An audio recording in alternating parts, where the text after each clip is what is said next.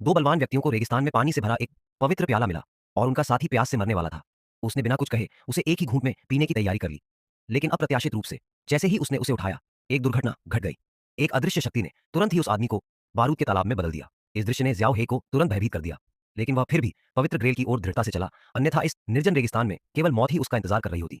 पानी का यह गिलास जीवन की आशा और अज्ञात के भय दोनों का प्रतिनिधित्व करता है। जब उसने पवित्र ग्रेल को सावधानी से उठाया, तो उसका मस्तिष्क तनावग्रस्त हो गया।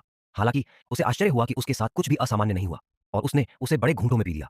जब वह आनंद ले रहा था, तो जमीन पर एक दृश्य देखकर उसका दिल दहल गया। उसने सूखी रेत को नंगी आंखों से देखी जा सकने वाली गति से घास में बदलते देखा। जल्द ही इसने पूरे रेगिस्तान को अपने घेरे में ले लिया और एक हरा भरा जंगल बन गया। तब से वह अपने जीवन के शिखर पर पहुंच गए।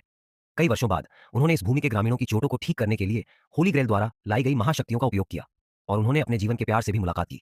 एक खूबसूरत लड़की का दिल जीतने के लिए जियो हेई ने तुरंत अपनी विशेष क्षमता का प्रदर्शन किया। उसने अपना हाथ हिलाया और तुरंत ही मॉर्निंग ग्लोरी, सुबह की महिमा, बर्तन से बाहर आ गई।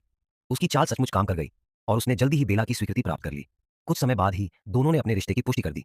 बेला के आगमन से श्याओ हेई के उबाऊ जीवन में थोड़ी सी जीवंतता आ जाती है, लेकिन जब वे प्यार में पड़ते हैं तो खतरा चुपचाप आ जाता है, क्योंकि एक नकाबपोश व्यक्ति उन्हें निशाना बना लेता है।